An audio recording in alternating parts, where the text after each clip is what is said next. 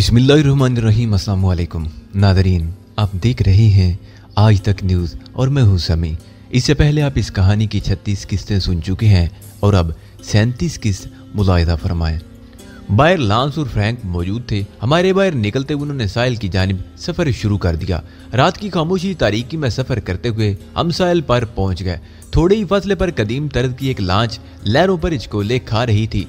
Lance ने जेब से लाइटर निकाला और उसे 2 मरतबा जलाया। जवाब में लांच पर भी वैसा ही शोला 2 बार नजर आया और लांस बोला, आओ काम हो चुका है। उसके बाद हमें पानी में दौड़ लगाना पड़ी थी। जब पानी गहरा हो गया तो हम तैरते हुए लांच तक पहुंचे। एक आदमी यहाँ हमारे इस्तकबाल के लिए मौजूद था। हेलो चरण सिंह, लांस ने आवाज दी। हेलो जी। मुझे इस नाम और लहजे में एशिया की खुशबू महसूस हुई और मैं आंखें फाड़ने लगा क्योंकि उसका नाम चरण सिंह लिया गया था। उस शख्स के खदोखाल तो बेहतर तौर पर मुझे नजर नहीं आए थे, लेकिन लहजे और नाम ने कोई शक नहीं रहने दिया था। तब मैंने खुद पर काबू रखा। क्या पोजीशन है? लांस ने पूछा। पोजीशन तो बिल्कुल ठीक है बादशाहों। चरण सिंह इंग्लिश में भी अपनी जबान के पेवन लगा रहा था। पता नहीं उसके इन इजाफी जुमलों को ये क्या मैनी देते थे। मेहमान आए हैं। वेलकम जी वेलकम, चरण सिंह बोला और फिर हम लोग लांच पर चढ़ गए। लांच पर रोशनी थी और इस मध्यम रोशनी में यहाँ का माहौल देखा जा सकता था। लांच बहुत बड़ी नहीं थी, लेकिन उस पर जरूरत का सारा सामान मौजूद था। वो लोग कहाँ हैं? लांस ने पूछा। आराम कर रहे हैं, आओ दिखाऊं, चरण सिंह बोला। लांच की रोशनी में मैंने चरण सिंह की शक्ल देखी। वो सिख था, कलाई में कड़ा पड़ा हुआ था। उसने अलबत्ता मुझ पर तवज्जो नहीं दी थी। लांच के इकलौते कैबिन में 5 आदमी बेहोश पड़े हुए थे और मुंह में कपड़ा ठुंसा हुआ था। कोई तशवीश की बात तो नहीं है चरण सिंह? नहीं जी, लांच को वहां से चले हुए 3 घंटे गुजर चुके हैं। माल देना था, दे दिया। खबर मिल गई थी, इसलिए कांची लगा दी इन सालों को। क्या लगा दी? ओ कांची जी कांची, चरण सिंह ने कहा और लांस ने इंग्लिश में पूछा। तुम नहीं समझोगे साहब, वो कांची अपने देश की बूटी है। वहां मिलती है जहां उसे कोई नहीं जानता। उससे अरक निकलता है, एक कतरा निचोड़ दो, एक पैग में 4 घंटे के लिए उल्टा कर देता है। चलो लांच आगे बढ़ाओ, लांस ने कहा। चरण सिंह से शायद लांस की शनासाई थी, किसी और ने उससे बात करने की कोशिश नहीं की थी। जाने क्यों मैं एक लम्हे के लिए जज्बाती हो गया था। चरण सिंह की शख्सियत में हरबंस सिंह की झलकियां थी। वो भी इतना ही खुश मिजाज था। मैं जिंदगी की आखिरी सांस तक अपने उस अजीज दोस्त को नहीं भूल सकता था। लांस उसके साथ ही इंजन की तरफ चला गया और चंद लम्हात के बाद मैंने इंजन स्टार्ट होने की आवाज सुनी। फिर मैगन ने कहा, इन बेहोश लोगों का क्या करोगे मिस्टर ओडे? अपनी जान का सदका उतारेंगे, समंदर को इनकी कुर्बानी देंगे। ओडे ने मुस्कुराते हुए कहा, क्या इन्हें समंदर में फेंक दे? इस बार फ्रैंक ने कहा, ऐसी हिमाकत के बारे में सोचना भी नहीं। इन्हें कम अज कम इतनी दूर फेंकेंगे कि ये कभी साहिल तक ना आ सके। ये कभी साहिल पर नहीं आ सकेंगे मिस्टर ओडे, मैगन ने सफाकी से कहा। भला कैसे? गर्दनें दबा देते हैं इनकी, और इनकी लाशों को रिमोट से कंट्रोल करोगे? क्यों?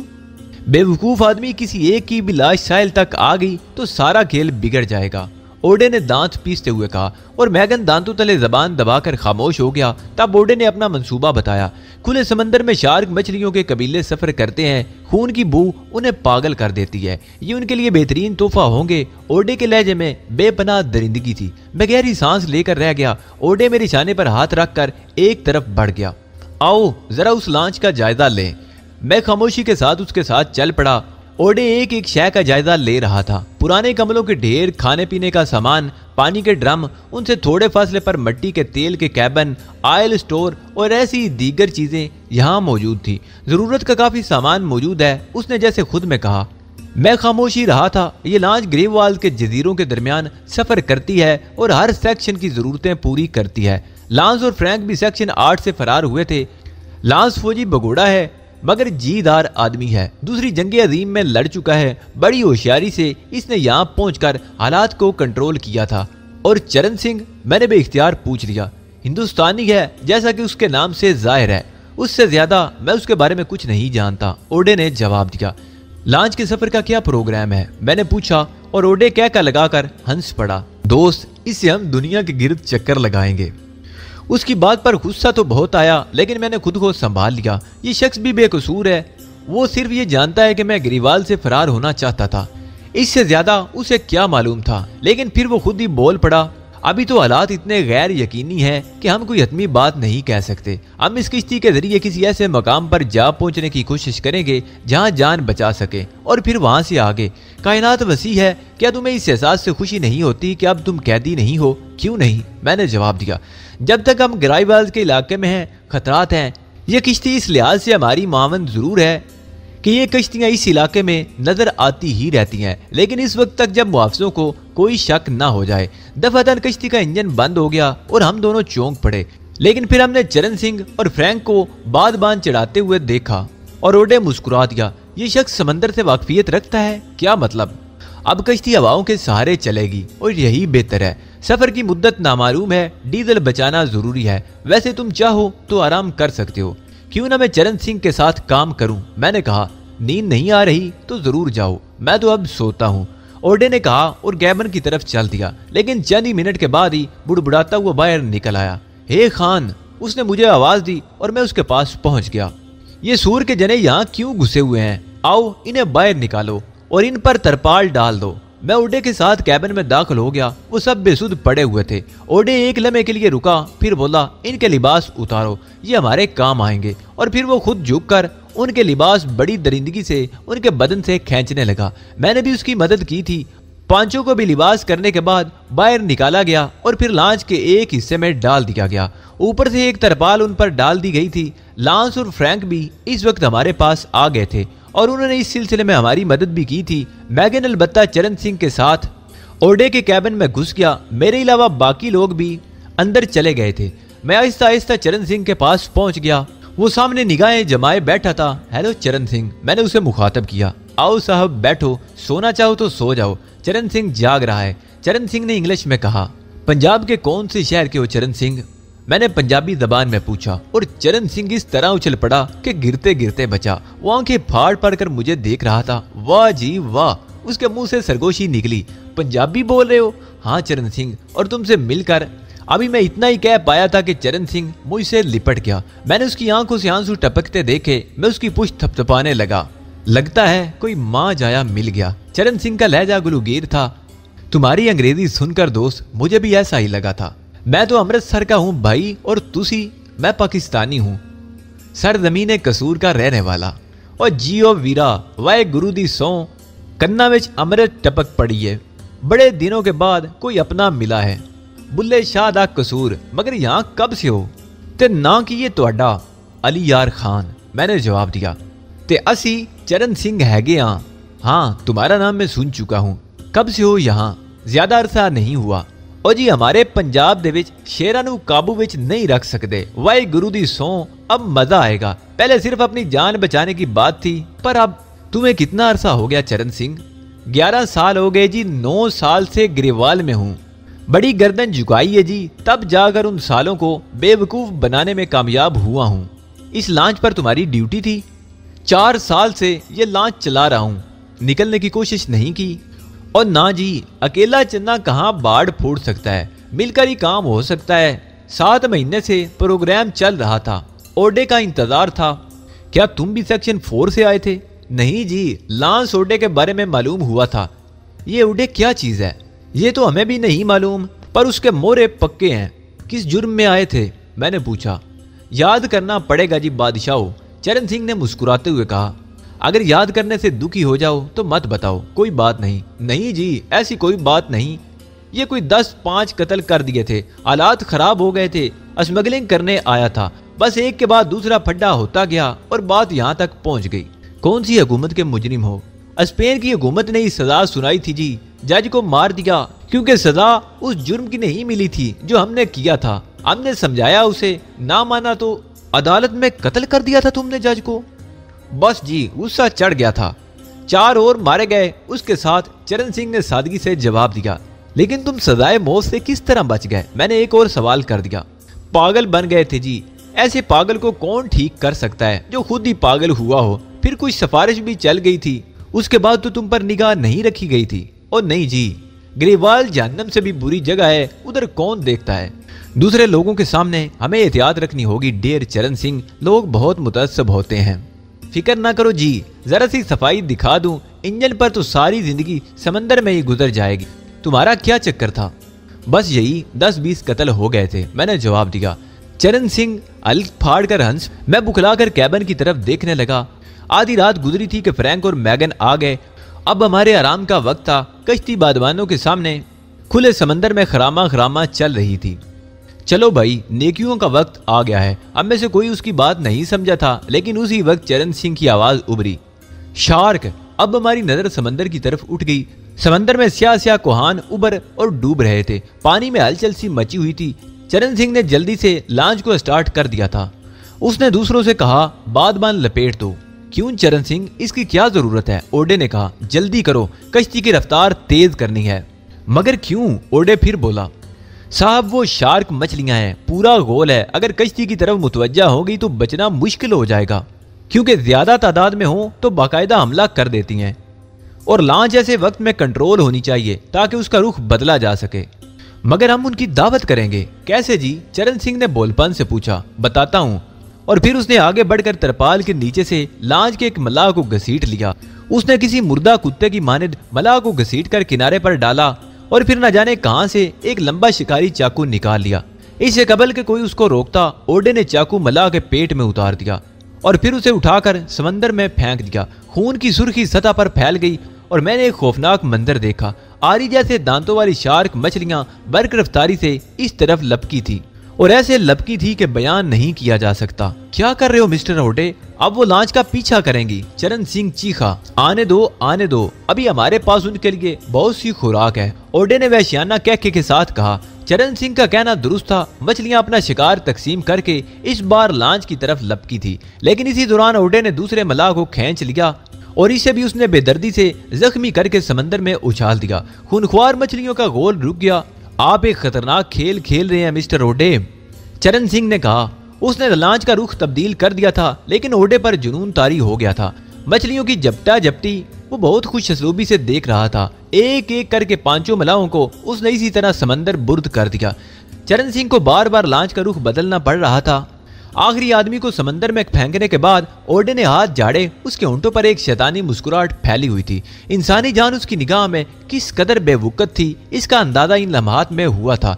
मैगन, फ्रैंक और लॉन्च वगैरह भी इस खतरनाक वाक़े से मुतासर नजर आ रहे थे, लेकिन इसमें भी कोई शक नहीं था कि लॉन्च के पांचों मल्लाह अब होश में आ चुके थे और अगर हम उन्हें जिंदा रहने देते तो वो हमारे लिए मुसीबत का बायस बन जाते। उनके लिबास अब हमारे जिस्मों पर थे और अपने लिबास हमने बंडल बनाकर बेकार वजनी चीजों से बांधकर समंदर में गर्क कर दिए थे। मछलियों का गोल अपने आखिरी शिकार से निमटने के बाद एक बार फिर लॉन्च की तरफ बढ़ा था और चरण सिंह बड़ी चाबकदस्ती के साथ लॉन्च का रुख बदल बदल कर उनके हमले से बचाता रहा था। लॉन्च की रफ्तार इसी दौरान काफी तेज रखी गई थी ताकि मछलियों के कबीले से दूर निकला जा सके। समंदर में शार्क मछलियों के कबाइल अपने इलाकों में ही रहते हैं। उनकी बाकायदा सरहदें मुकर्रर होती हैं और इन सरहदों से आगे नहीं निकलते। चुनाचे खुशबख्ती से हम उनकी सरहद को अबूर कर गए थे, क्योंकि रफ्ता रफ्ता वो कोहान हमारी निगाहों से उजल हो गए। जब शार्क मछलियों का जोर टूट गया तो हम सब ने गहरी गहरी सांसें ली और लॉन्च में दराज हो गए।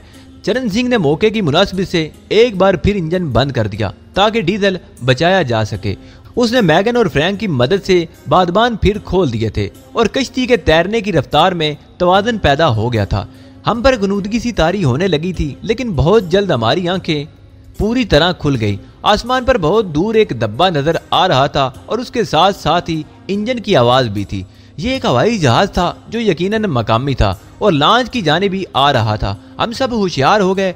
हवाई जहाज नीचा होता चला जा रहा था, लेकिन थोड़ी देर के बाद वो बहुत नीची परवाज करता हुआ लॉन्च पर से गुजर गया। फिर उसने घूमकर 2 चक्कर मजीद लगाए और उसके बाद जिस सिम्त से आया था उसी सिम्त चला गया।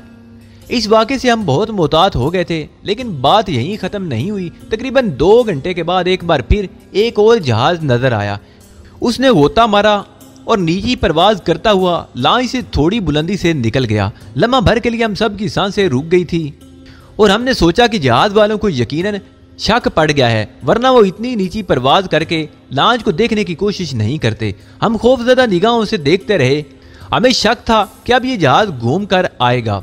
तो यकीनन लॉन्च पर बम गिरा देगा या स्टेन गनों से इस पर ब्रेस्ट मारे जाएंगे।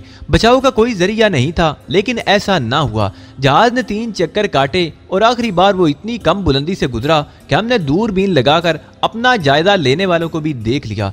हम सब साकत रह गए थे, लेकिन ओडे ने दफ्तन हाथ बुलंद करके हिलाया। उधर से भी शायद कोई ऐसा ही जवाब मिला था जिसे हम बखूबी नहीं देख सके, लेकिन फिर जहाज लौट कर नहीं आया। ये सूरत हाल खासी तशवीशनाक थी। हरचंद के हमने मकामी मलाहों की वर्दी पहन रखी थी, लेकिन फिर भी कोई बात यकीन से नहीं कही जा सकती थी।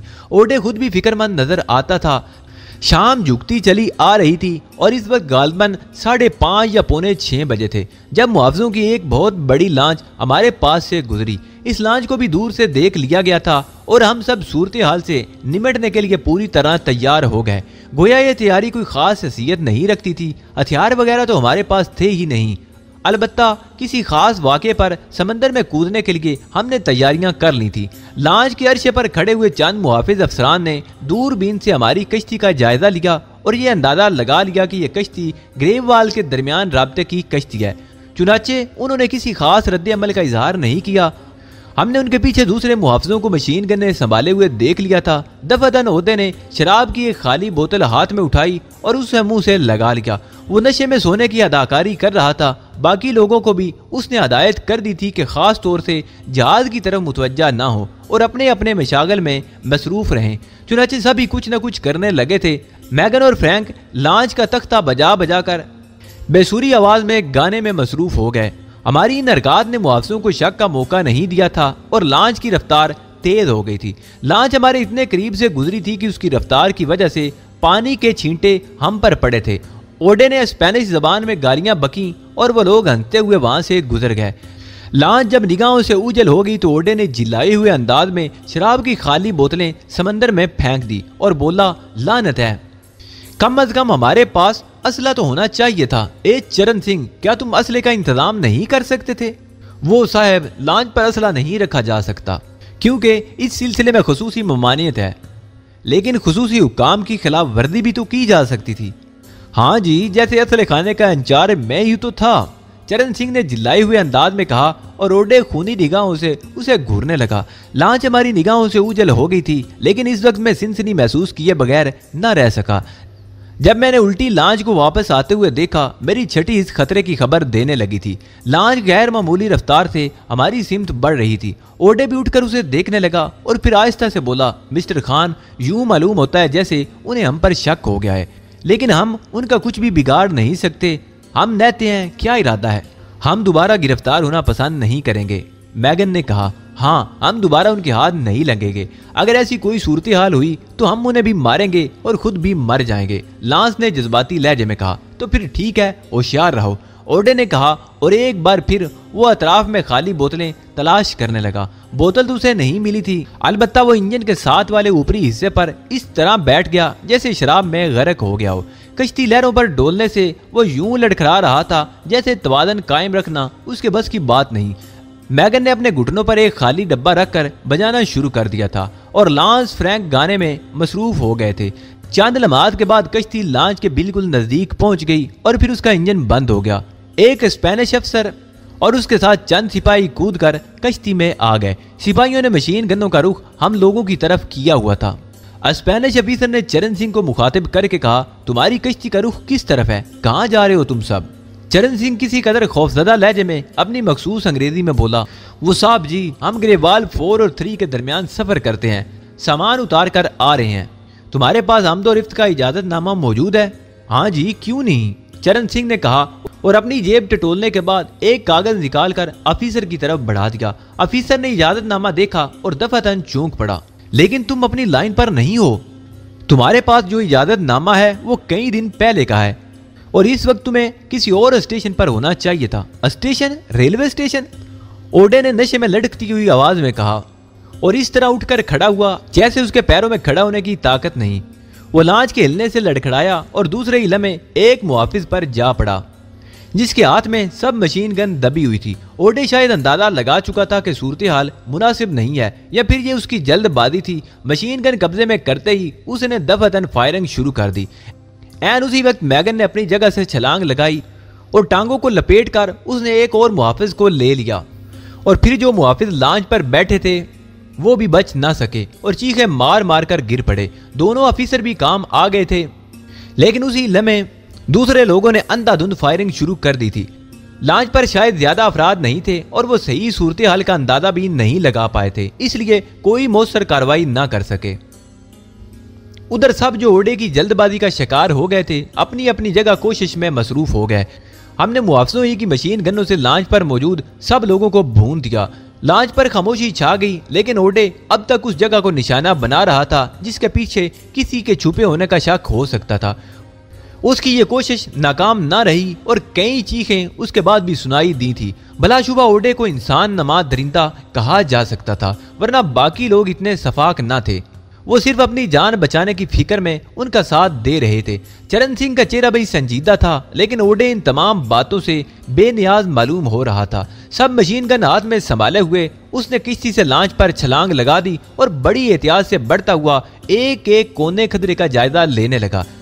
चंद लम्हात के बाद वो हमारी निगाहों से उजल हो गया। हम सब परेशान निगाहों से लांच को देख रहे थे।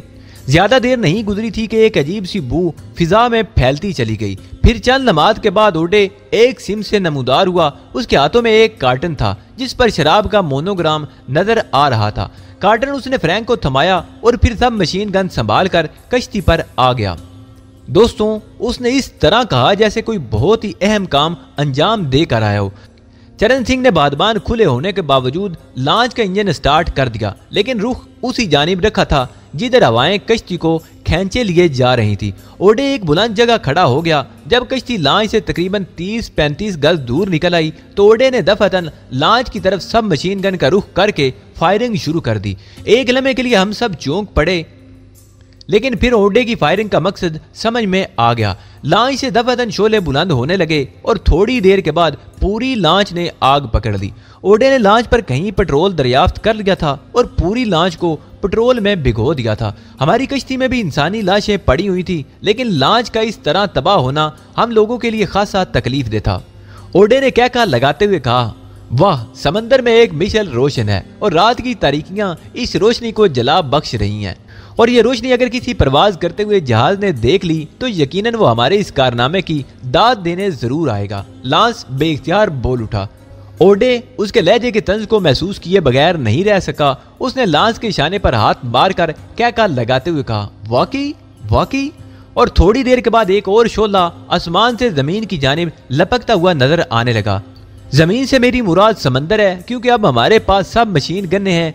गोता मारने वाले हवाई जहाज को हम बासानी निशाना बना सकते हैं। भाई वाह, इसे कहते हैं इमदादे गैबी। देखो, ये शराब का कार्टन जिसका इंतजाम इस बेवकूफ एशियाई ने नहीं किया था, क्योंकि ये शराब अफादियत वक़फ़ है और ये हथियार है। भाई चरण सिंह, सच्ची बात तो ये है कि तुम एक कामयाब मफरूर नहीं हो और अपनी नाकस मनसूबा बंदी के तहत तुम जरूर कभी किसी न किसी चक्कर में फंस सकते थे। चरण सिंह ने बुरा सा मुंह बनाकर ओडे की तरफ देखा और ओडे फ्रैंक से बोला, मेरे यार, जरा ये कार्टन तो खोलो, जरा देखो तो सही। बोतलों के अंदर जिंदगी जगमगा रही है, समंदर के सीने पर रवां दवां जिंदगी, और सामने जलती हुई मशल देखो, लांच गरक हो रही है। मैंने वाकई अपनी जिंदगी का बेहतरीन कारनामा अंजाम दिया है।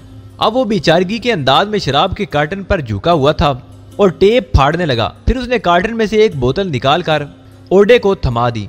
सीख वाई कमबख्त मुहाफिज अफसरान इस शराब को पीते थे और मेरी तशनगी बढ़ाते थे। सुना है बहुत उम्दा है। उसने सब मशीन गन बगल में दबाकर बोतल का कार्क उड़ाया और बोतल मुंह से लगा ली। फिर बोतल से चंद घूंट लेने के बाद बोला, चंद लम्हात कबल मुझे अदाकारी करना पड़ रही थी, लेकिन देखो ख्वाब हकीकत कैसे बनता है। चंद घूंट और मेदे में उतारने के बाद उसने बोतल का कार्क लगाया और फिर अपने साथियों की तरफ रुख करके बोला, इसमें से एक कतरा भी तुम्हें नहीं दूंगा।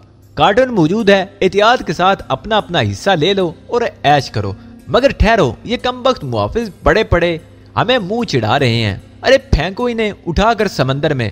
हमारी कश्ती में इनका वजन बाहर की तरह महसूस हो रहा है। उसने बोतल को जेब में रखा और नजदीक पड़े हुए मुहाफिज अफीसर की लाश दोनों हाथों में उठाकर समंदर में फेंक दी। दफातन सभी चौंक पड़े। जो लाशें कश्ती में पड़ी हुई थी उन्हें फेंक देना जरूरी था। चुनाचे ये नाखुशगवार फरीजा मैंने भी अंजाम दिया। कुछ अजीब सी ज़हनी कैफियत हो गई थी। ये हकीकत थी कि मलाहों को जिंदा नहीं रखा जा सकता था। ये भी हकीकत थी कि लॉन्च से कश्ती पर आने जाने वाले अफीसर हमारे लिए मुसीबत बन सकते थे। लेकिन इंसानों का इस तरह बेदरीग कत्लेआम दिल को नहीं भाया था। ओडे बदस्तूर मस्तियों पे मसरूफ था। शराब जूं जूं उसके मैदे में उतरती जा रही थी, उसकी तरंग बढ़ती ही जा रही थी। चरण सिंह ने मुझसे कहा, खान जी, मेरा ख्याल है इस कश्ती पर से खून के धब्बे और खून साफ करा दो। हमारा ज़हन इस वक्त तक खराब रहेगा जब तक कश्ती पर खून पड़ा सड़ता रहेगा। मैंने मैगन से इस सिलसिले में बात की तो वो तैयार हो गया। चुनाचे चंद कपड़े फाड़ फाड़ कर उन्हें समंदर के पानी में भिगोया और खून साफ किया जाने लगा। ओडे अब इंजन के सामने वाली उभरी हुई जगह पर बैठकर शराब के छोटे छोटे घूंट लेने लगा। सब मशीन गन ने उसने अपनी गोद में रख ली थी और अपने आप को संभालने के साथ साथ वो कह के भी लगाता जा रहा था। अब वो बहुत खुश मालूम होता था। कश्ती की सफाई में खासा वक्त लग गया था। किसी और ने शराब को हाथ नहीं लगाया था। ओडे ने अब शराब की दूसरी बोतलें निकाल ली थी और इस कारनामे से फारिग होने के बाद मैं चरण सिंह के पास आ खड़ा हुआ। चरण सिंह ने पंजाबी जबान में कहा, इन अफसरों को मुतमईन किया जा सकता था। हाँ चरण सिंह, लेकिन फिलहाल हमें ये सब कुछ बर्दाश्त नहीं था। मैंने उसे ठंडा करने के लिए कहा, इतना पागलपन अच्छा नहीं होता। चरण सिंह बदस्तूर सरगोशी के अंदाज में बोला, खुद को कंट्रोल में रखो चरण सिंह, इस वक्त ये शख्स हमारा रहनुमा है। चरण सिंह खामोश हो गया। लांस शराब की एक और बोतल लिए मेरे नजदीक पहुंच गया था। अगर तुम लोग भी सिर्फ चंद घूंट अपना ज़हनी तवाज़ुन दुरुस्त कर लेने के लिए पी लो तो कोई हर्ज नहीं है। नहीं शुक्रिया, मैं नहीं पीता, मैंने जवाब दिया। अलबत्ता चरण सिंह ने लांस के हाथ से बोतल ले ली थी। माफ करना खान, सिर्फ चंद घूंट, उसने कहा और मैंने गर्दन हिला दी। चरण सिंह ने बोतल से चंद घूंट लेकर बोतल अपने कोट की अंदरूनी जेब में रख ली थी। रात पूरी तरह नमूदार हो चुकी थी और समंदर तहद्दे निगाह तारीक हो गया था। ओडे शराब के नशे में मदहोश वहीं दराज हो गया। सब मशीन गन उसके पास रखी हुई थी। मैंने उसे हिला जुला कर देखा, लेकिन वो होश हवास से बेगाना हो चुका था। फ्रैंक ने खाने पीने की कुछ चीजें निकाली और उन्हें दूसरे लोगों में तकसीम करने लगा। उसने ओडे की हालत देखते हुए उसकी तरफ जाना मुनासिब न समझा। बिस्किट चबाते हुए मैंने चरण सिंह से कहा, दोस्त, हमारी मंजिल कौन सी है? जिस रास्ते पर हम चल रहे हैं उसके मुताबिक हमें ग्रेवाल के एक रैली स्टेशन पर पहुंच जाना चाहिए। यह रैली स्टेशन मेरे अपने अंदाजे के मुताबिक तकरीबन 16 घंटे की मुसाफिर पर है। हम जिन रास्तों पर सफर करते रहे हैं वो ग्रेवाल 4 और 3 के दरमियानी रास्ते नहीं। लॉन्च वालों का कहना दुरुस्त था कि अगर हम ग्रेवाल 4 और 3 के दरमियानी रास्ते का जरिया है तो फिर हमने यह नया रुख कैसे इख्तियार किया। लेकिन हमें तो बहर तौर इस रैली स्टेशन तक आना था। यहाँ से उस कमबख्त ओडे ने कुछ और इंतजामात किए हैं। मैं नहीं जानता कि यहाँ हमारे मददगार कौन है और हमारे यहाँ से निकलने के क्या जराए हैं। अलबत्ता ये बात प्रोग्राम में शामिल थी। गोया ये सब कुछ उसी ओडे के हाथ में है। हाँ, मिस्टर लांस ने मुझे यही बताया था कि ओडे इस सिलसिले में हमारी रहनुमाई करेगा। ओह, गोया उसने तमाम मंसूबे अपने ज़हन में ही रखे हुए हैं और दूसरों को इससे आगाह नहीं किया। यही बात है, उस चालाक आदमी ने हम सबको अपना आलाकार बना रखा हुआ है और सिर्फ उसे ही पता है कि मामलात किस मरहले पर क्या होंगे। अब जैसे मेरा राब्ता मिस्टर लांच से था और मेरी जिम्मेदारी ये थी कि मैं लांच लेकर इस रैली स्टेशन तक सबको पहुंचाऊं तब तो इस कमबख्त की हिफाजत करते रहना भी जरूरी है। मैंने कहा, नहायत ही खौफनाक इंसान है, बिल्कुल जानवरों की तरह है। चरण सिंह ने नफरत भरे अंदाज में कहा, चरण सिंह, तुमसे मेरा खुसूसी ताल्लुक है और इस ताल्लुक की बुनियाद सिर्फ यही नहीं कि तुम भी एशियाई हो, बल्कि तुम्हारा हम नस्ल एक और शख्स मेरा इतना प्यारा दोस्त था कि मुझे उसकी कौमियत ही से उल्फत हो गई। चरण सिंह ने कोई जवाब नहीं दिया। उसने मुझसे उस दोस्त के बारे में पूछा था। वो खामोशी से सामने निगाहें जमाए अपनी जगह अलर्ट था। रैली स्टेशन के बारे में मैंने उससे मालूमात हासिल की तो उसने बताया कि वो एक बार उस जगह जा चुका है। वहाँ बाकायदा स्पेनिश मुआफिजों की छावनी है और वहीं से ग्रेवाल के तमाम स्टेशनों को कंट्रोल किया जाता है। इस सिलसिले में यूं समझ लो कि वो ग्रेवाल का हेड क्वार्टर है। क्या वहाँ कोई कैद खाना भी है? मुझे उसके बारे में ज्यादा मालूमात नहीं। जिस दिन मैं लांच लेकर वहाँ गया था शदीद बारिश हो रही थी। मैंने सुना है कि उस इलाके में तकरीबन मुसलसल ही बारिश होती रहती है। एक मखसूस जगह मैंने एक रात क़याम किया था और दूसरी सुबह वहां से चल पड़ा था। चरण सिंह की बात सुनकर मैं खामोश हो गया। अलबत्ता मैंने दिल ही दिल में फैसला कर लिया था कि ओडे से इस बारे में जरूर मालूमात हासिल करूंगा। अगर ये सफर मामूल के मुताबिक तय होता रहा तो 16 घंटे के बाद हमारे इस मामूल में तब्दीली पैदा हो गई। फ्रैंक और लांस ने लांच के मामला संभाल लिए थे। मैंने सोचा कि मैं भी कमर सीधी कर लूं। चुनाचे मैं सोने के लिए लेट गया। थोड़ी देर के बाद मुझे नींद आ गई। सुबह तक किसी ने मुझे नहीं जगाया था। जब सुबह की रोशनी फूटी तो मेरी आंख खुद ब खुद खुल गई। आसमान पर परिंदे सफर कर रहे थे। उन्हें देखकर मैं चौंक पड़ा। मैंने देखा कि सभी लोग इन परिंदों को देख रहे हैं। ओडे इस वक्त होश में था, मेरी तरफ देखकर मुस्कुराया और बोला, अब हमें समंदर का सफर तर्क कर देना होगा मिस्टर खान। उड़ते हुए परिंदों की ये डारें हमें बता रही हैं कि हम जमीन के करीब ही हैं। क्या आप नाश्ता कर चुके हैं मिस्टर ओडे? मैंने पूछा। नहीं, अभी कहाँ, वैसे भी ज्यादा वक्त नहीं हुआ अभी। ओडे इस वक्त अपनी फितरत के खिलाफ कुछ इंसान नजर आ रहा था। मिस्टर ओडे, ये आपने कैसे कहा कि हम समंदर में सफर तर्क कर देंगे? और तुम्हारा क्या ख्याल है, क्या समंदर ही में जिंदगी गुजार दोगे? उसने मुस्कुराते हुए कहा, नहीं, मैं ये मालूम करना चाहता था कि जिस जगह हम लोग पहुंच रहे हैं क्या वो इतनी इत्मीनान बख्श है कि वहां अपने पांव बआसानी जमा सकेंगे हम? वहां मेरे 4 आदमी मौजूद हैं और उनमें से एक ने बड़ी कामयाबी के साथ वहां अपनी पोजीशन संभाली हुई है और मेरा इंतजार कर रहा है। क्या आपको उसके बारे में कोई ताज़ा तरीन इतला मौसूल हुई है मिस्टर ओडे? मैंने सवाल किया।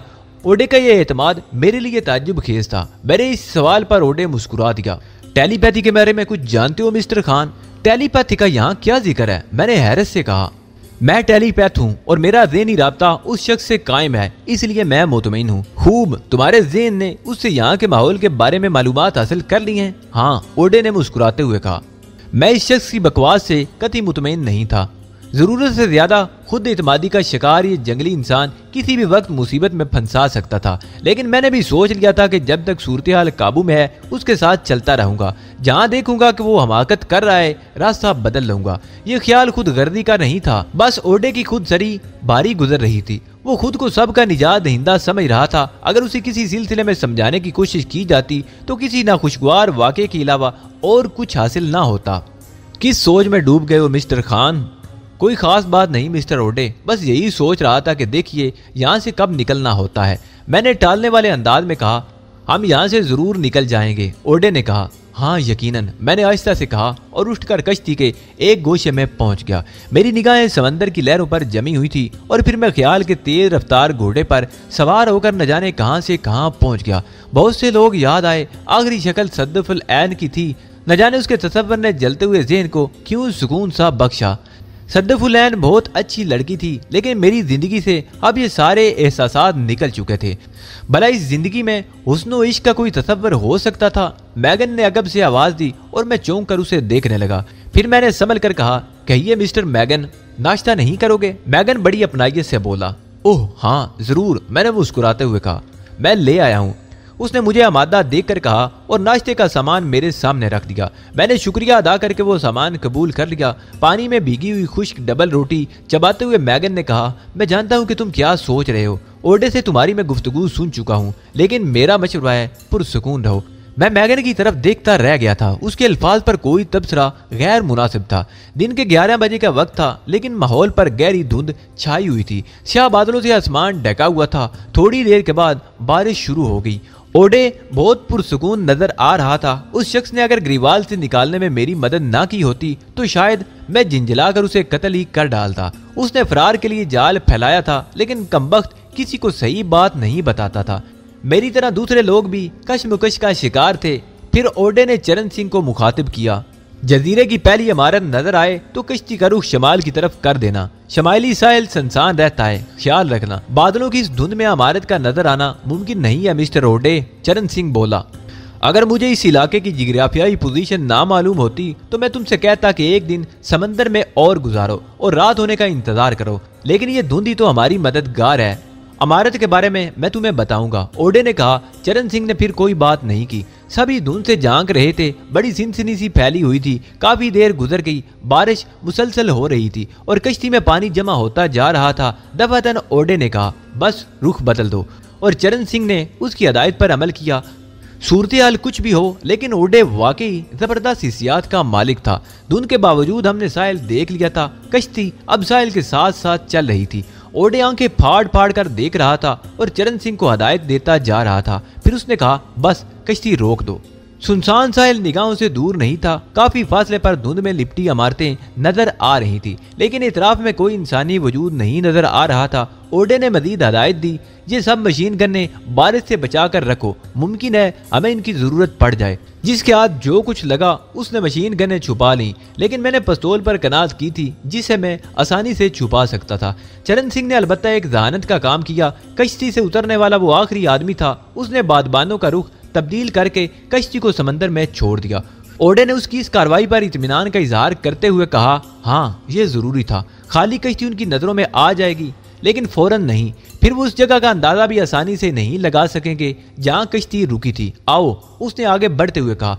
हम सब उसके साथ चल पड़े थे। मिस्टर ओडे, क्या यह मुनासिब नहीं होगा कि हम सब मुंतशिर होकर आगे बढ़ें ताकि अगर कोई गैर मुतवक्के वाकया पेश आ जाए तो सब एक साथ ना फंसे। लांस ने कहा, नहीं, तुम सब का मेरी निगाहों में रहना जरूरी है, बढ़ते रहो, बारिश की शिद्दत भी हमारे लिए साजगार है, ओडे ने सख्ती से कहा।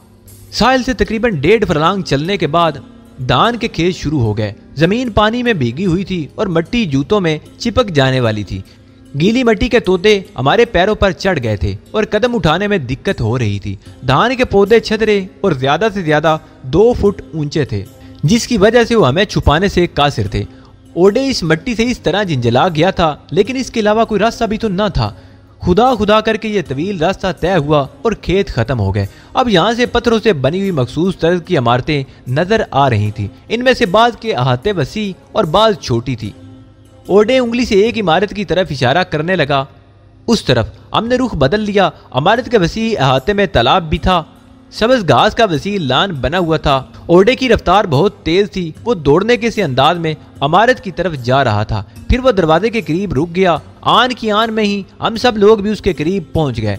ओडे चारों तरफ देख रहा था। फिर उसने फ्रैंक और चरण सिंह से एक तरफ इशारा करते हुए कहा, तुम दोनों उस जगह चले जाओ। यहाँ से तुम गेट से आने वालों पर निगाह रखोगे। फ्रैंक, तुम जानते हो तुम्हें क्या करना है। हाँ, आने वाले अजनबी को बड़ी एहतियात से काबू में करना है। मैं ओडे के इस इकदाम से सख्त इख्तलाफ रखता था। अगर ये इमारत उसके किसी शनासा की नहीं थी तो फिर इसमें घुसने से क्या फायदा। कोई ना कोई तो जरूर यहाँ रहता होगा। ओडे उनके साथ दरिंदगी का मुजाहरा करेगा और अगर बात बिगड़ गई तो सारा खेल दरा का दरा रह जाएगा। तब मुझे ओडे के साथ अंदर दाखिल होना पड़ा था। ओडे ने अब सब मशीन गन संभाल ली थी और निहायत फुर्ती से चौकन्ना अंदाज में आगे बढ़ रहा था। हम एक हाल में दाखिल हुए।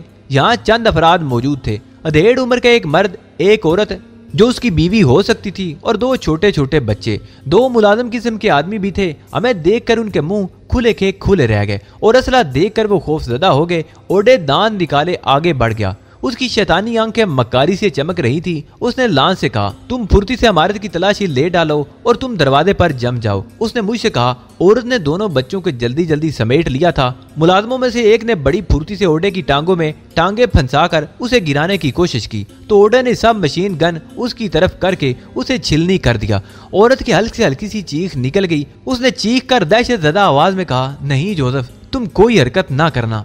Joseph please. उसका मुखातिब दूसरा मुलाजिम था, लेकिन दूसरे मुलाजिम की हरकत करने का सवाल ही पैदा नहीं होता था। वो अपने मुर्दा साथी से लिपट गया था और उसमें जिंदगी तलाश कर रहा था। फिर उसके हल्की सी आवाज निकली, जिम, मेरे भाई। वो बिलक बिलक कर रोने लगा। इसी दौरान ओडे मर्द के पास पहुंच गया। मैगन दरमियान में खड़ा था और उसके चेहरे से अंदाजा नहीं होता था कि उसकी क्या कैफियत है। क्या नाम है तुम्हारा? ओडे ने करख्त लहजे में पूछा। हेल्सी ब्राउनसी। ये मेरी बीवी कैलस है और ये मेरे दोनों नवासे हैं। उसने अपनी वहशत पर काबू पाते हुए कहा। और कौन है यहाँ? ओडे ने पूछा। बस ये 2 मुलाजिम और मेरी बेटी नैन्सी जो दिमागी मरीजा है। मेल्सी ने जवाब दिया। तुम क्या करते हो? रिटायर्ड फौजी हूँ, अब कुछ नहीं करता। छोटा सा कारोबार है मेरा जो मेरा बेटा संभालता है। तुम्हारा बेटा कहाँ है? वो इस जजीरे में नहीं है। इनमें से किस किस की जिंदगी तुम्हें अजीज है और किसकी मौत चाहते हो? ओडे ने पूछा। किसी की नहीं, अधेड़ उम्र शख्स ने तड़प कर इल्तिजा अमेज लहजे में कहा। उसकी एक ही शक्ल है, हमारी हदायत पर अमल करो, इत्मीनान रखो, तुम्हारी मर्जी के खिलाफ कुछ नहीं होगा। फोन है यहाँ? हाँ, दूसरे कमरे में है, मिस्टर ब्रांसी ने कहा। उसी वक्त लांस एक नौजवान औरत को धकेलता हुआ अंदर दाखिल हुआ। वो हुस्न और पुरवकार शख्सियत की मालिक थी। लांस ने शायद उसके बाल पकड़कर खींचे थे क्योंकि वो बुरी तरह मुंतशिर थे। उसकी आंखों से आंसू बह रहे थे। डैडी, ये दरिंदे, उसने कहा। ओ नैन्सी, खुद को काबू में रखो, हम बेहतर पोजीशन में नहीं हैं, ब्रांसी ने जल्दी से कहा। इसी दौरान मुलाजिम अपने साथी की लाश से लिपटा रोता रहा। नैन्सी ने पूरे माहौल पर एक गहरी नजर डाली। आह, ये दीवाने कौन है? नैन्सी प्लीज खुद को काबू में रखो। ब्रेंसी ने चीख कर कहा, खून बहा चुके हैं, ये जिंदगी ले चुके हैं, हमें फिर भी खामोश रहना पड़ेगा। हम अब भी खामोश ही हैं डैडी। ठीक है, खामोशी जिंदगी की जमानत होती है, लेकिन इस फलसफे से मैं मुतमईन नहीं हूँ। हम तुम्हें इत्मीनान दिलाएंगे बेबी, जाओ उनके पास बैठ जाओ, ओडे ने कहा और नैन्सी नफरत भरी निगाहों से उसे देखने लगी। मुझे जिंदगी से इतना प्यार नहीं, लेकिन ठीक है। वो मिस्टर ब्रेंसी के पास जा बैठी। हमें अपनी जिसामत के मुताबिक लिबास दरकार है मिस्टर ब्रेंसी, आप हमारी मदद कर सकते हैं, ओडे ने कहा। हाँ, बेशुमार लिबास यहाँ मौजूद हैं, निकालो। इनमें से कुछ तुम्हारे बदन पर फिट होंगे, बाकी के लिए मुझे बताओ क्या करूं। हम खुद देख लेते हैं। लांस, तुम और मैगन रुको, मैं जरा मकान की तलाशी ले लूं, लेकिन ख्याल रखना। लांस ने गर्दन हिला दी। ओडे ने मेरे इशारे पर हाथ रखा और साथ आने का इशारा करके बाहर निकल गया। मैं उसके पीछे चल पड़ा था। हमने पूरी इमारत की तलाशी ले डाली। मिस्टर ब्रेंसी अच्छी हैसियत के मालिक थे। इमारत कीमती साजो सामान से भरी हुई थी। एक सेफ में मकामी करेंसी भी काफी तादाद में मौजूद थी। ओडे ने उसे कब्जे में ले लिया और फिर उसने सब के लिए लिबास मुंतखब किए। हम लोगों में वही सबसे बड़ी जिसामत रखता था, इसलिए कोई लिबास उसके बदन पर फिट ना आया, जबकि जो लिबास मैंने पहना था वो इस तरह मेरे बदन पर फिट था जैसे मेरे लिए ही सिला हो। दूसरे लोगों को भी लिबास तब्दील करा दो, मैं खाने का बंदोबस्त करता हूँ, ओडे ने कहा और मैं लिबास लेकर बाहर निकल गया। चरण सिंह और फ्रैंक अपनी ड्यूटी पर अलर्ट थे। चरण सिंह ने मुस्कुराते हुए कहा, कहो खान जी, अंदर के मामलात कैसे हैं? मेरा ख्याल है 2-4 बंदे ठिकाने तो लग गए होंगे, क्योंकि मैंने फायरिंग की आवाज सुनी थी। ये लिबास तब्दील कर लो चरण सिंह, और अपने लिबास के बंडल बनाकर किसी महफूज जगह छुपा दो। मैंने उसकी बात को नजरअंदाज करते हुए संजीदगी से कहा, ओ जियो बादशाहो, सच्ची बात तो ये है कि इन कपड़ों में जिंदगी बड़ी बुरी लग रही थी, पर कहीं नहाने का भी बंदोबस्त हो सकता है। अभी नहीं, ओडे का हुक्म नहीं है, मैंने जवाब दिया और चरण सिंह अजीब सी निगाहों से मुझे देखने लगा। फिर उसने गर्दन हिलाई और लिबास मेरे हाथ से ले लिया।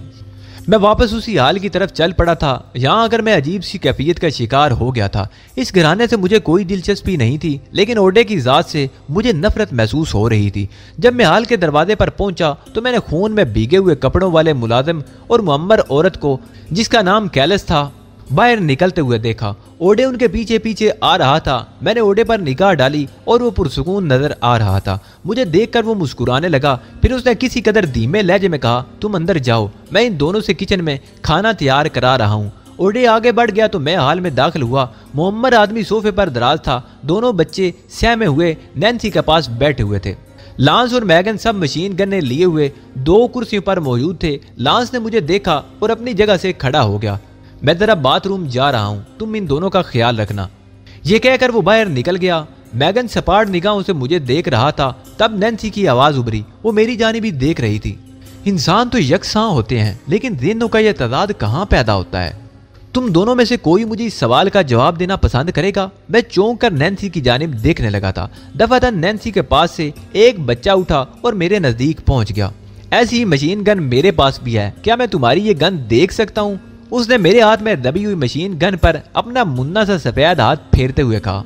ब्रेंसी दहशत ज़दा अंदाज में मेरी तरफ दौड़ पड़ा था। उसने बच्चे को पकड़कर खींचते हुए कहा, सॉरी सॉरी, इसे माफ कर दो, आई एम वेरी सॉरी। उसका चेहरा दहशत से सफेद हो रहा था। मैंने उसे कोई जवाब नहीं दिया। ब्रेंसी बच्चे को खींचते हुए ले गया तो नैन्सी बोली, जो खून बहाने के शौकीन होते हैं वो बच्चों और बड़ों में तमीज नहीं करते।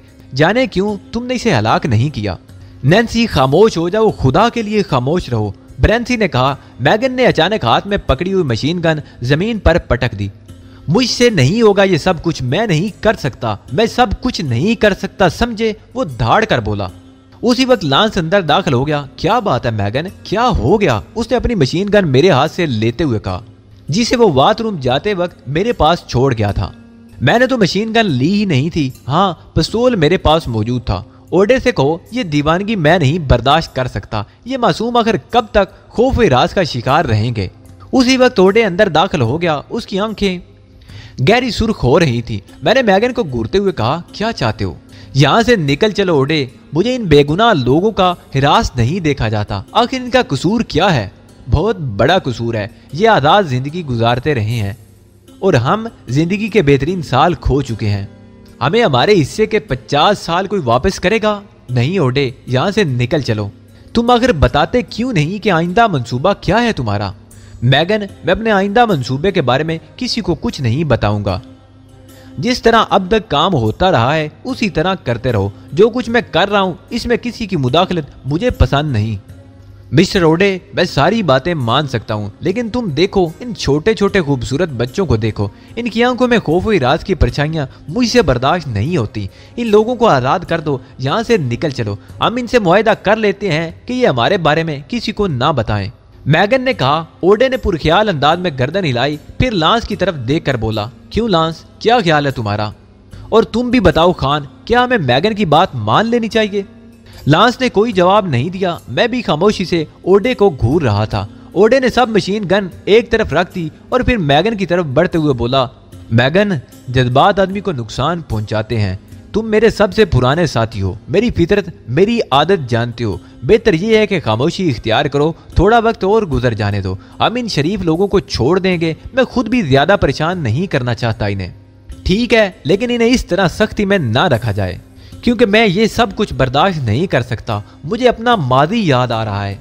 ऐसे ही बच्चे मेरे भी थे। नहीं ओडे, अब तुम इनमें से किसी को भी जिंदा नहीं।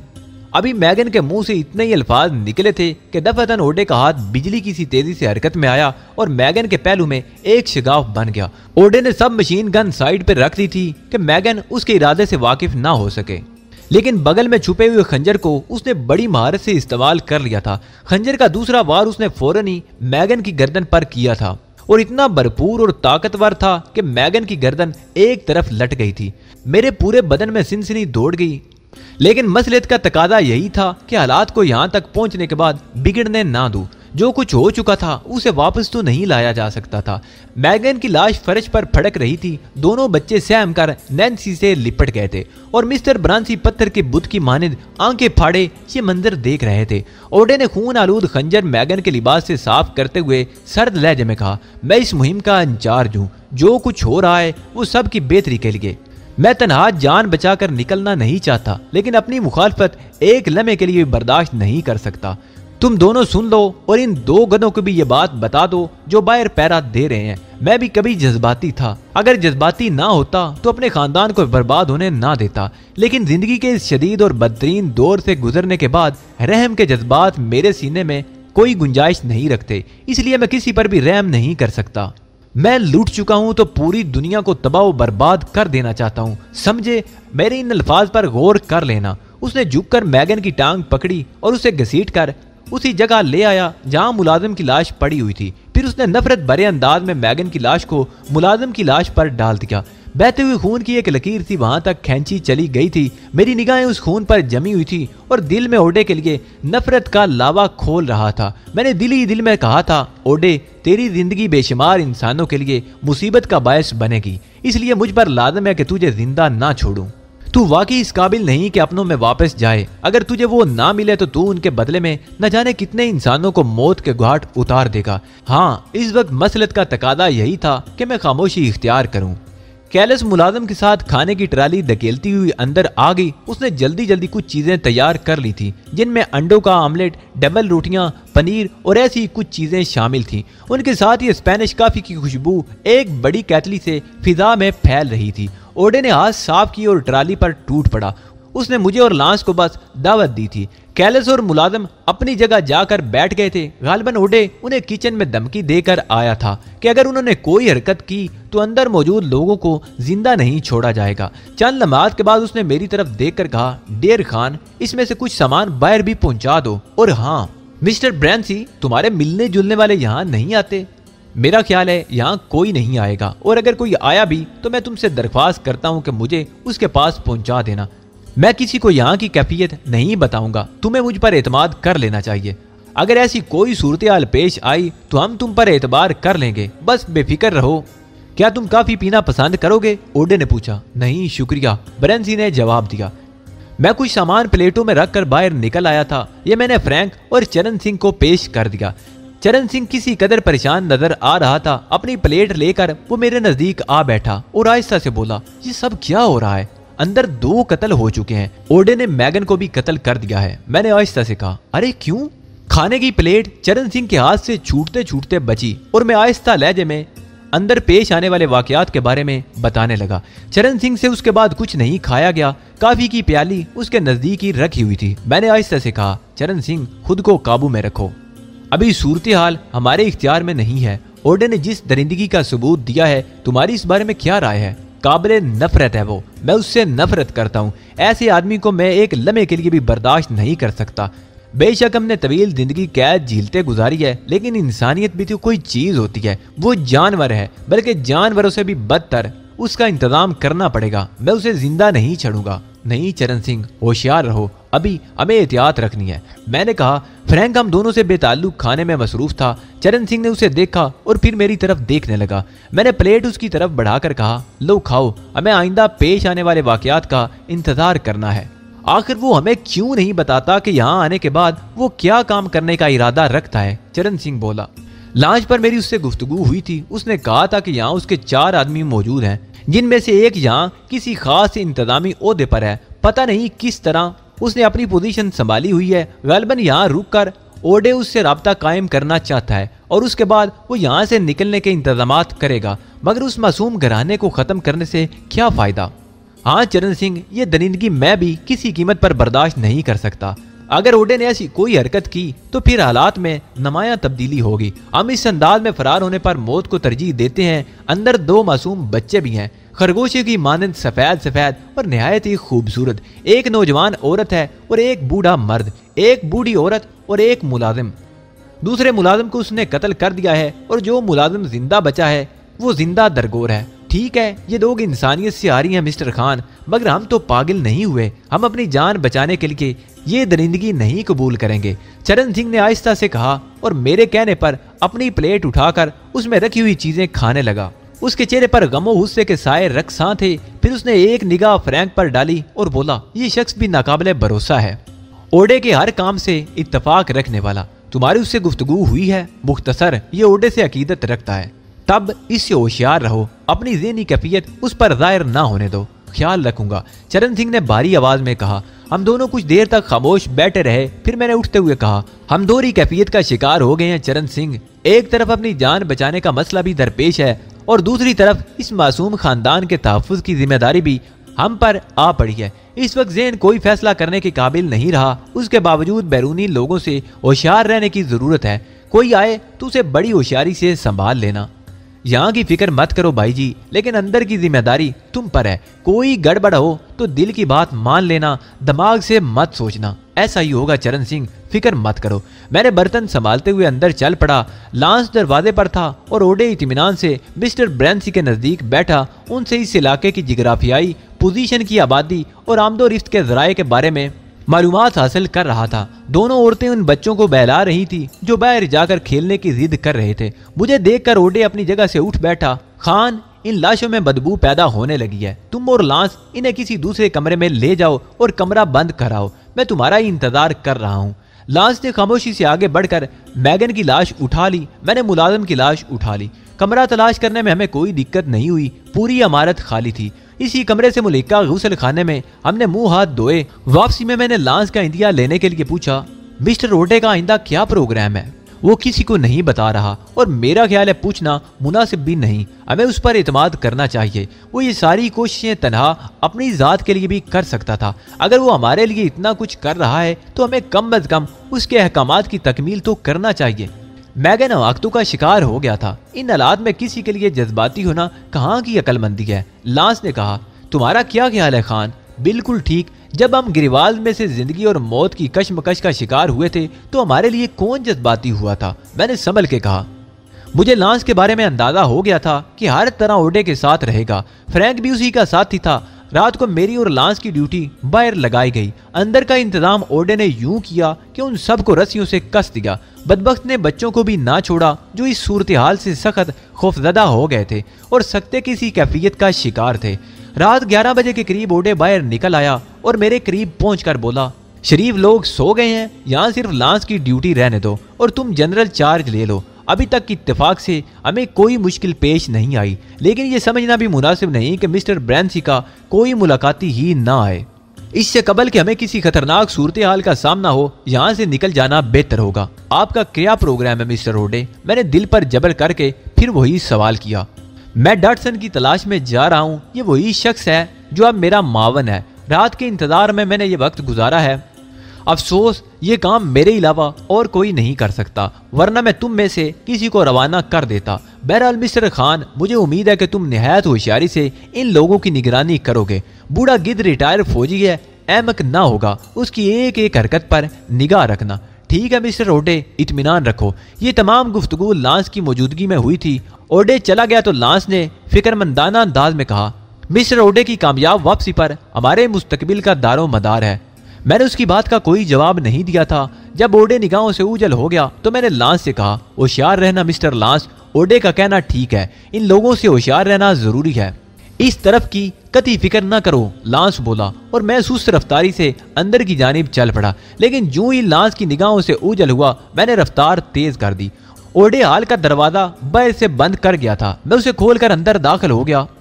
वो सब बेचारे ऊंधे सीधे पड़े हुए थे। चरण सिंह और फ्रैंक न जाने कहां सो गए थे। मैंने हाल का दरवाजा अंदर से बंद किया और उन लोगों को देखने लगा। फिर मैंने सब मशीन गन एक तरफ रखी और मिस्टर ब्रैंसी के करीब पहुंचकर बोला, मैं जानता हूं आप में से कोई नहीं सोया मिस्टर ब्रैंसी। इन हालात में नींद आने का सवाल ही पैदा नहीं होता। बराए करम जल्दी जल्दी इन बच्चों के लिए खुराक का बंदोबस्त कीजिए। वो बाहर चला गया है। मैंने झुककर ब्रैंसी के हाथ खोलते हुए कहा। तमाम गर्दनें मेरी तरफ घूम गई थी। ब्रैंसी के पांव खुल गए तो वो उठकर बैठ गए। इसका मतलब है कि तुम में किसी कदर इंसानियत बाकी है। हाँ, मुझे जिंदगी से दीवानगी की हद तक प्यार नहीं है। इस बार मैं नैन्सी की तरफ मुतवज्जा हो गया था। मैडम नैन्सी, बच्चे भूखे हैं, इनके लिए जल्दी से कुछ ले आइए। अंकल, हमारे हाथ भी खोल दीजिए। एक बच्चे की मासूम आवाज उभरी और मेरा दिल लर्ज कर रह गया। मैंने एक एक करके सबके हाथ खोल दिए। नैन्सी मेरी तरफ देख रही थी। अफसोस, मैं तुम सबको बाहर जाने की इजाजत नहीं दे सकता, क्योंकि इस तरह तुम्हारी जिंदगी को खतरा लाहक हो जाएगा और तुम जानते हो कि मैं यहाँ तनहा नहीं हूँ। अगर तुम इजाजत दो तो मैं कैलस को साथ ले जाऊं। मिस्टर ब्रैंसी ने कहा, जरूर ले जाओ, लेकिन खुदा के लिए जो कुछ करो एहतियात से करो, दूसरे मुतवज्जा ना हो जाएं। मैंने कहा और मिस्टर ब्रांस कैल्सी को साथ लेकर बाहर निकल गए। अंकल, आप डाकू हैं? एक बच्चे ने पूछा। डाकुओं से भी बदतर बेटे, मैंने कर्बजदा लहजे में कहा। तो आप लूट मार करके यहाँ से चले क्यों नहीं जाते?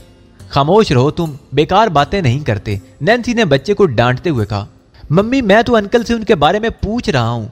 नहीं, खामोश रहो, नैन्सी ने कहा और फिर बारी लहजे में बोली, बच्चा है जनाब, बराए करम इसे माफ कर दीजिए। मैं खामोशी से नैन्सी की शक्ल देखता रहा। नौजवान थी, दिलकश भी थी, लेकिन चेहरे पर एक अजीब सी उदासी भरी हुई थी। मिस्टर ब्रैंसी ने कहा था कि वो खब्तल हवास है, लेकिन बज़ाहिर ऐसी कोई बात नजर नहीं आती थी। थोड़ी देर के बाद मिस्टर ब्रैंसी और कैलस वापस आ गए। वो बच्चों के लिए दूध और बिस्किट वगैरह लाए थे। कुछ चीजें वो अपने लिए भी लाए थे। तुम्हारा शुक्रिया, कुछ लेना पसंद करोगे? मोहम्मद औरत ने कहा। नहीं शुक्रिया, आप बराए करम अपना पेट भर लें, इसमें कोई गलत चीज नहीं। अगर तुम पसंद करो तो कुछ ले लो, ब्रैंसी ने कहा। नहीं मिस्टर ब्रैंसी, आप ये सब कुछ जल्दी कर लें और बराए करम कोई निशान ना छोड़ें। तुम उससे खौफजदा हो, वो तुम्हारा लीडर है, यही समझ लें। क्या तुमने हमारे साथ ये सलूक करके हमाकत नहीं की? मिस्टर ब्रैंसी ने कहा।